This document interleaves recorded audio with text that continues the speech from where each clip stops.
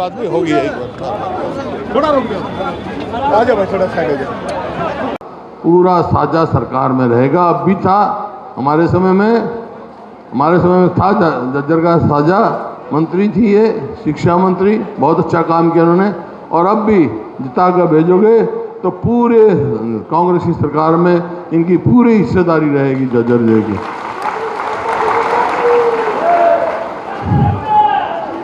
देखो, एक काम मेरे कहने से कर लो आप, दूसरा काम मैं आपके कहने से कर दूंगा। क्या? मेरे कहने से तो भाई हमारी बहन गीता को भारी बहुमत से जिता के भेज दो। तो बात सुन लो, ये काम तुम कर दो, दूसरा काम मैं कर दूंगा जो तुमने क्या थारी सरकार में बना दूंगा, ठीक है ना। और गीता भुक्कल जी को एक एक वोट भूपेंद्र सिंह हुड्डा को पड़ेगी। मंजूर है ये बात? हाथ खड़े करके बता दो। बहुत बहुत धन्यवाद। का गरीब आदमी का इलाज मुफ्त कराएंगे।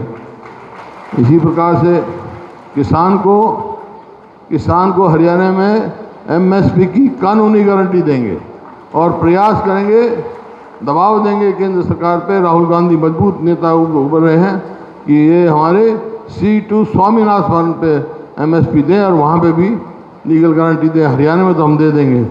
और आपका हमने जो है क्रीमी लेयर बैकवर्ड क्लासेस की 8 लाख की थी फिक्स, और इनने घटा के 6 लाख कर दी।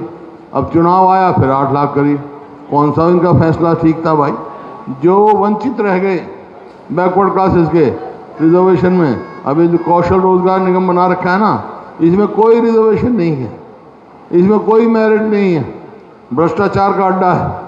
परचून की तरह नौकरियां बेची इन्होंने। तो हमारी अगर सरकार आएगी तो क्रीमी रेल जो है हम 10 लाख रुपए करेंगे, पहले 8 लाख थे, 10 लाख करेंगे ताकि हर वर्ग को फायदा पहुंचे। इस प्रकार और बहुत सारी बातें हैं, पर ये काम होंगे कब? होंगे जब कांग्रेस की सरकार बनेगी। मेरे आपसे 2 सवाल हैं। एक तो ये सवाल है कि भाई चाहे मंडी हो चाहे और हो, मातन हिल में, झज्जर में, एम्स हो, कोई भी हो, हमने तो हमारे टाइम में तो बनाए 2005 से 2014 तक। मेरा सबसे पहला सवाल है भाई 10 साल में कोई काम किया इन्होंने? कोई विकास किया पूरे इलाके में? झज्जर में करा हो, मातन हिल में करा हो, कोई नई चीज़ लेके आए हो? नहीं करे ना। और आप लोग किसकी सरकार बनाना चाहते हो? कांग्रेस की। तो भाई कांग्रेस की सरकार बनाना चाहते हो ना? कौन बनाएगा कांग्रेस की सरकार? एमएलए बनाएंगे। एमएलए कौन बनाएगा? आप बनाओगे। तो भाई यहाँ से हमारी बहन गीता को भारी बहुमत से जिता के भेजना, भारी बहुमत से।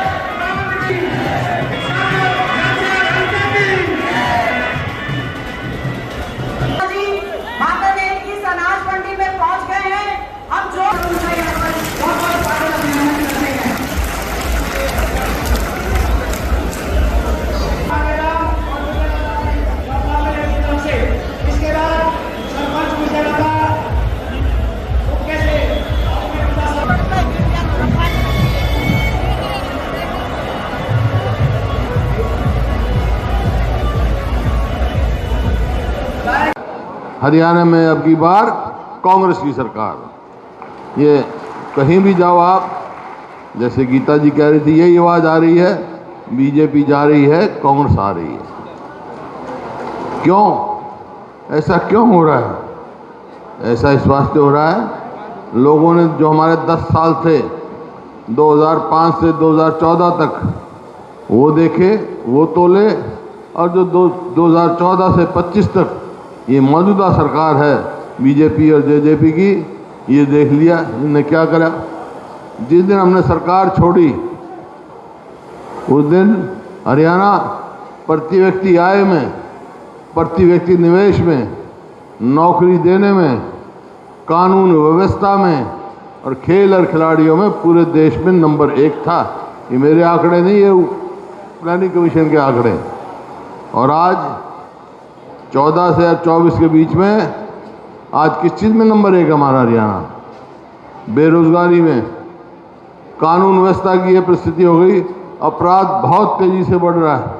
सोशल प्रोग्रेसिव इंडेक्स जो केंद्र का होता है उसने भी हरियाणा को असुरक्षित बता रखा है, कोई भी अपने आप में सुरक्षित नहीं। और खेल और खिलाड़ियों की तो आप देख रहे हैं, हमारी पहलवान बेटियों का जिस प्रकार से जंतर मंतर में अपमान हुआ, आज तक भी उनको न्याय नहीं मिला। नौकरी जो है, इन्होंने कोई हमारे बच्चों को पक्की नौकरी नहीं दी। एक कौशल रोजगार निगम बना रखा है, उसमें ना तो पेंशन, ना पक्की नौकरी, ना और कोई कार्य। ये उसका हो रहा है, उसका कोई फायदा नहीं। इसका नतीजा ये हुआ कि 2 लाख पक्की नौकरी खाली है। तो आज हम चुनाव में आए हैं, लोग इस बात को समझ सके। और भाई बात तो नहीं का तो खास तौर इस इलाके पे, तो मैं जो भी आज मेरी परिस्थिति है राजनीति में है, उसमें इस इलाके का बहुत बड़ा हाथ है। मेरे को याद है एक बार चौधरी देवीलाल के मुकाबले में पूरे गांव ने वोट दी थी, याद होगा, सारे बुजुर्गों को याद होगा, कई साल की बात होगी। लेकिन अब एक बात सवाल का, अब आप जाओगे वोट मांगने के लिए, मैं अपील करूंगा आपको वोट मांगने के लिए, तो लोग ये पूछ सकते हैं, आपसे पूछेंगे भी कि भाई इनने तो भट्ठा बैठा दिया 10 साल में, बीजेपी जेजेपी ने। अगर कांग्रेस सरकार आ गई तो वो क्या करेगी? वैसे तो हमारा लंबा चौड़ा घोषणा पत्र आ जाएगा आपके पास, लेकिन 5-7 मांग जो है, बात जो है, पार्टी ने फैसला कर दिया कि हम करेंगे। क्या करेंगे? कांग्रेस सरकार आएगी तो महिलाओं को 2000 रुपये महीना देंगे, गैस का सिलेंडर 500 में देंगे। इसी प्रकार से जो बुज़ुर्गों की पेंशन है वो 6000 रुपये तक लेके जाएंगे। और इसी प्रकार से जो भर्ती है, जो खाली 2 लाख जगह खाली है ना, अपने बच्चों को 2 लाख पक्की सरकारी नौकरी देंगे।